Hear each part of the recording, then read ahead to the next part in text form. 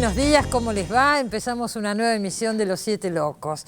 Varios temas hoy en el programa. Ante todo vamos a recordar, este año hay muchos aniversarios, se cumplen muchos aniversarios, fechas con eventos culturales importantes. Acuérdense, son los 400 años de Shakespeare, de Cervantes, muchísimos más, Borges, tantas cosas de las que vamos a hablar en el programa, pero también se cumplen 100 años del nacimiento de Alberto Ginastera, seguramente uno de los músicos más importantes de la Argentina, de música contemporánea, con gran repercusión internacional además.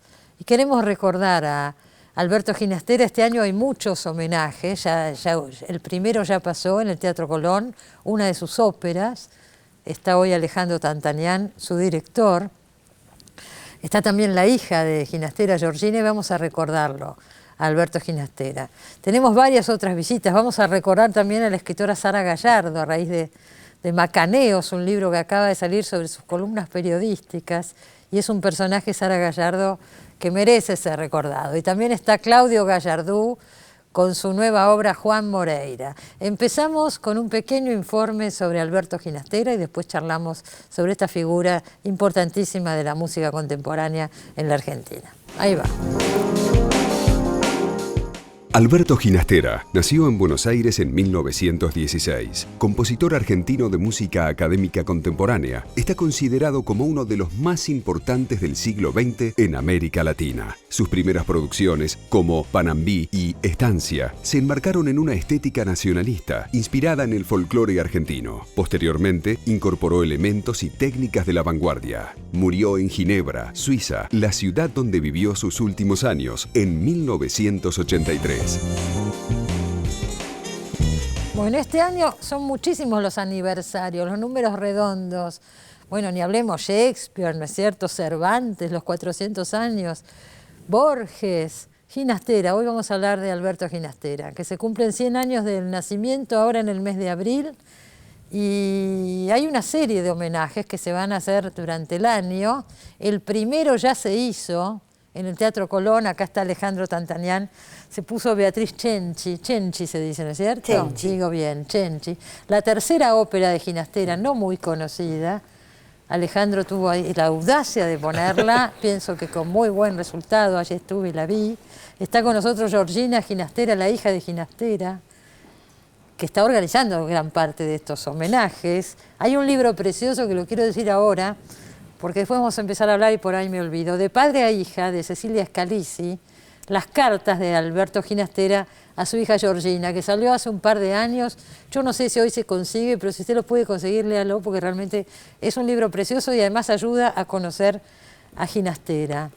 Vamos a empezar por las óperas. 3 óperas se escribió. Georgina, la primera, ¿cómo se llamaba? Esa no trascendió mucho. La primera se llama Don Rodrigo. Ajá. Y se dio una vez en el Colón. Yo era bastante chica y no la recuerdo así claramente, pero sé que después se dio en Nueva York, en el New York City Opera. Y lo interesante de esa primera puesta es que Plácido Domingo fue la primera vez que cantó en Nueva York. Ah, bueno. Y parece que tenía una voz tan maravillosa que Julius Rudel, que era el director, cuando aparecía desde el fondo cantando así, Julius dijo que voz impresionante. Y después hizo esa carrera maravillosa. Después fue Plácido Domingo. La segunda fue Bomarzo. Sí. Bomarzo es la más conocida. Bomarzo tiene 2 aspectos para mí. Un aspecto icónico, que es, por las cuestiones políticas, por la censura, se volvió ya casi como algo muy especial. Es un emblema de la censura en la época de Onganía. Así es. Sí.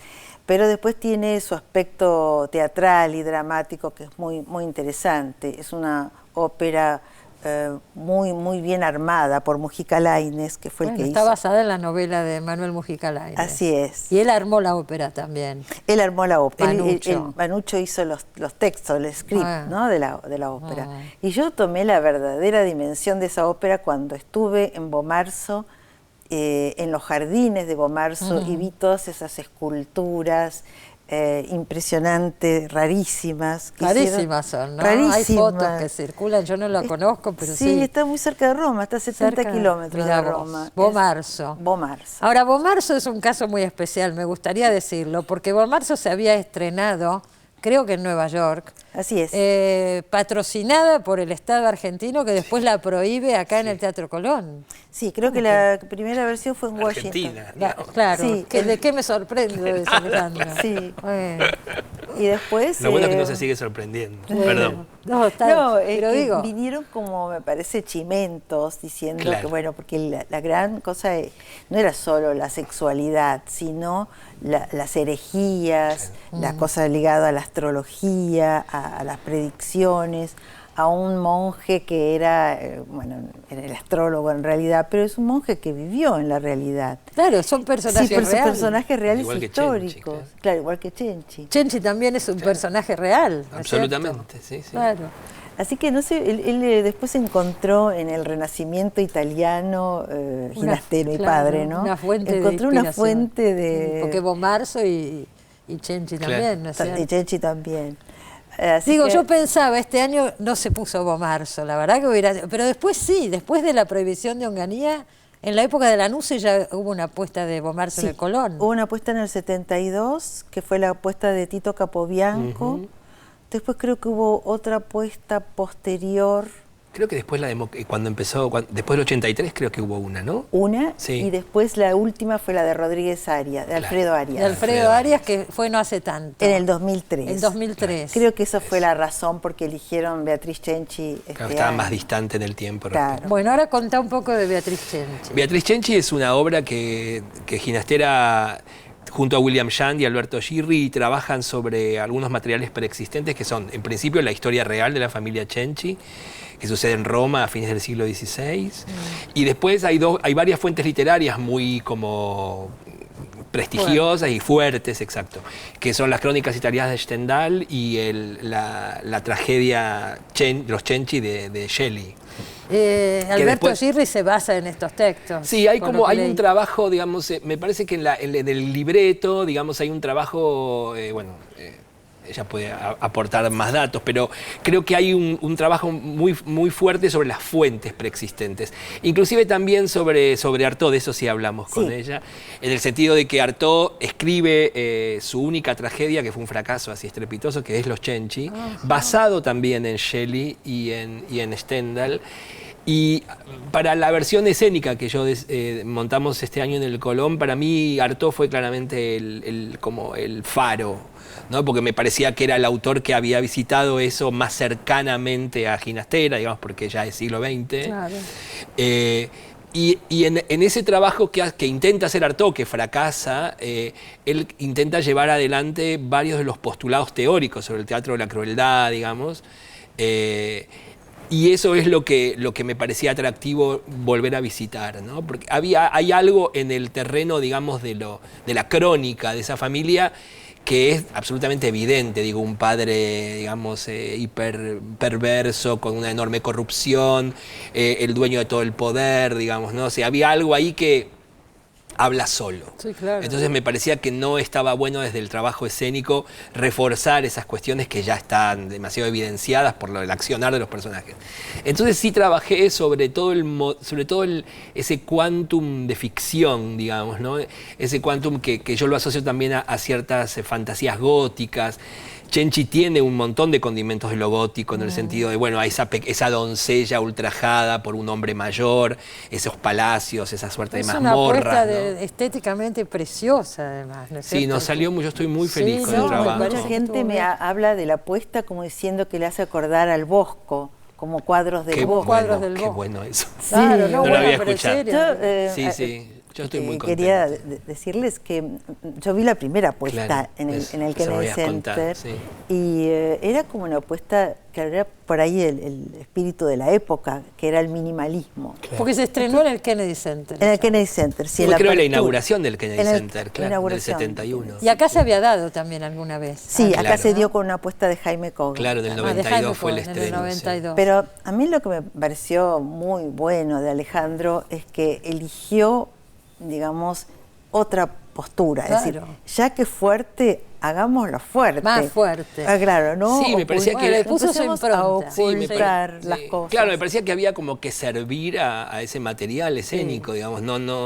Digamos, creo que hay algo también de la osadía de ese libreto y de esa ópera en el momento en que se estrena, que también, si pensás en el 71, digamos, en algún punto también prefigura lo que va a venir en el 76. Sí. A su vez, también es posible leer como una suerte de demonización de Perón, digamos, ¿no? Hay como una lectura política mira, eso ahí. La verdad que no lo había pensado. Hay como una lectura política ahí muy fuerte, digo, ¿no? Estás pensando que en el 71 Perón preparaba su vuelta, Montonero se empezaba a armar.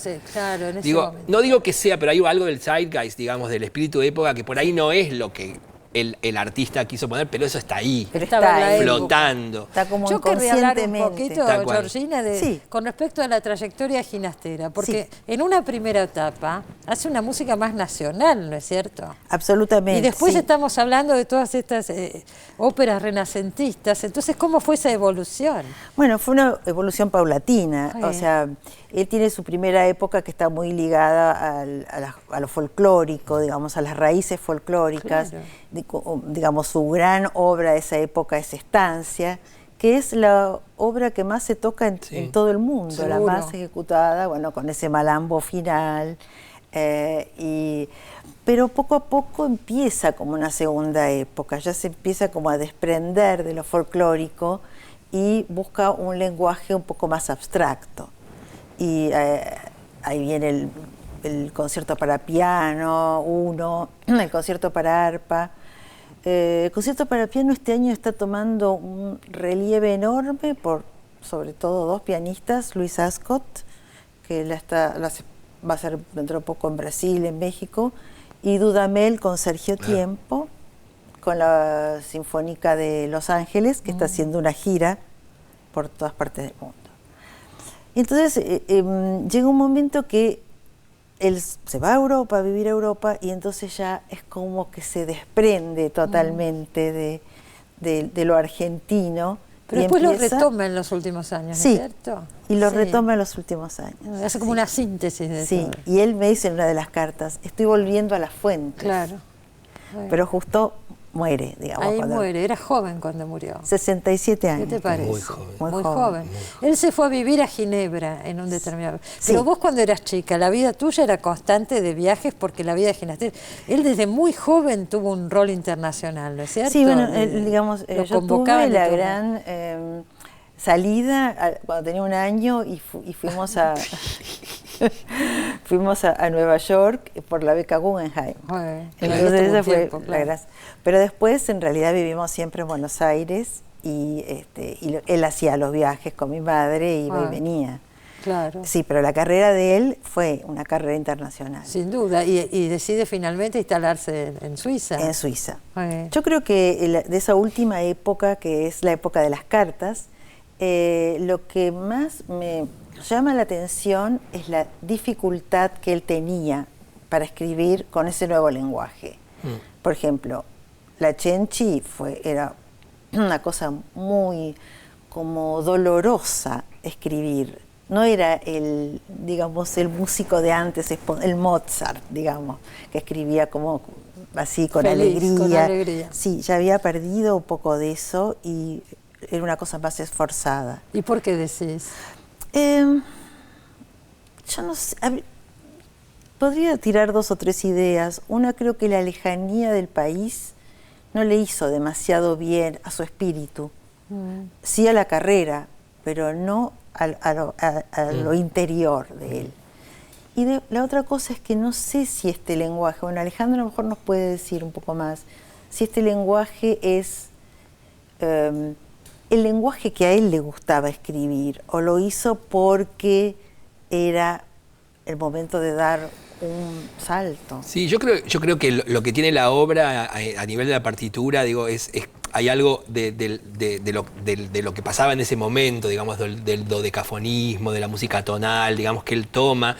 Sí. Creo que hace una suerte de salto al abismo extraordinario y creo que la obra tiene una construcción, o sea, la obra es muy difícil, es una obra muy difícil, pero creo que tiene una cosa extraordinaria que es que en la conjunción con la escena, digamos, porque para eso está pensado, es de un poder dramático, que acá puedo decirlo, digamos, que el libreto de Shandy y de Shirley no llegan a ese pulso.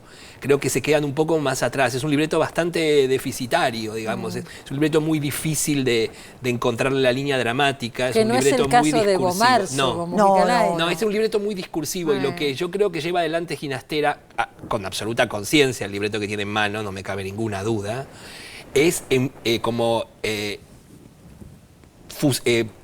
otorgarle a esa música un poder dramático que por ahí no tiene el libreto. Y creo que hace la obra, cuando se despliega en el escenario con la orquesta y con lo que está, y con los coros y con la manera en que el coro se comporta y los solistas que están casi al borde de quebrar sus cuerdas vocales porque es de una exigencia enorme, hay algo de la tensión dramática que en algún punto es única y que no es perceptible en términos abstractos cuando lees la obra. Y como tampoco hay grabaciones, lo cual es una pena, porque no podés escucharla. Claro, no, o sea, lo que vos existe. decís en realidad es que la música es más dramática que el texto. Sí, pero no me cabe exacto. ninguna duda. Y es lo que construye además que esa noche, esa velada teatral tenga el peso y la fuerza que tiene, porque construye como un bosque de sonidos y de perturbaciones que está a la altura de lo que él cree que es esa cabeza de esa familia, ¿no? Y que el libreto lo que hace por ahí es como enunciarlo, ¿no? Claro, como dar los headlines, los titulares. Pero después... Claro, como la fuerza dramática que tiene la música de Ginastera es...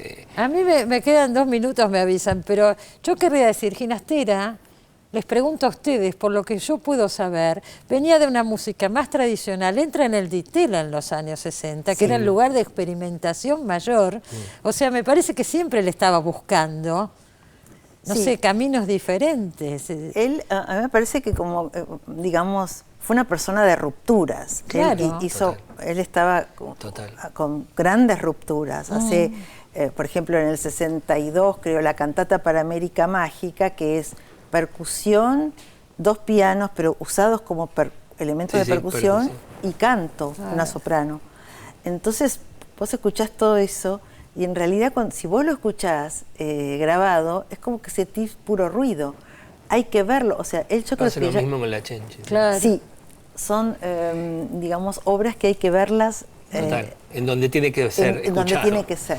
Sí, además me parece eso, que era de verdad un artista como muy singular, digamos, como que no se quedaba en ninguna zona de tranquilidad. De confort, sí, ¿no? Y es una figura internacional que nos representa en todo el mundo y nos sigue debería representando. hacerse mucho más acá en la Argentina. Y bueno, pero afuera este año hay muchos homenajes y muchas puestas, ¿no es cierto? Sí, estábamos hablando recién de un muy lindo homenaje que va a hacer Rosa Antonelli en el consulado, una pianista, en el consulado argentino en mayo.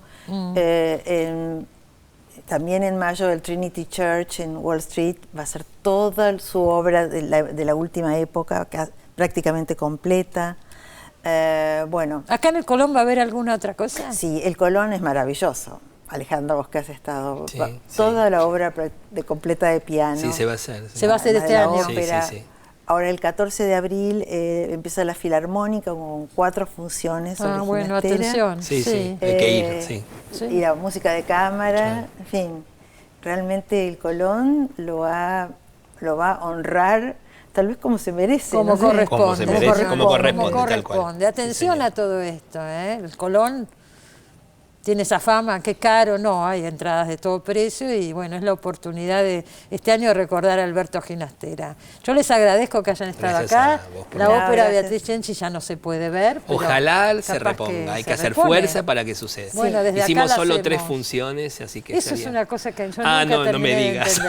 Tanto esfuerzo para que se te vaya en menos de una semana. Tanto esfuerzo y tanto esfuerzo económico. No, sí, hablo de las dos cosas. No pueden estar más tiempo y que las puedan. Y además se llenaría, digo, ahora sería un éxito. Bueno, un blockbuster sería. Un blockbuster. Digo, hagamos fuerza para que vuelva, para que se reponga. Pidámosle a Lo Pérfido que se asocie con teatros de la zona, de la región y se pueda llevar. Creo que además hay que aprovechar acá. Sí, de la región, digo también de la Argentina, obviamente. Sí, por supuesto. Sí. Ojalá que sí. Ojalá. Tanto trabajo para 3 funciones. Sí. Toda la gente que quedó afuera esperando poder verla. Bueno, sí, hagamos fuerza. Gracias por haber venido. Gracias por la invitación. Enseguida volvemos, no se vayan.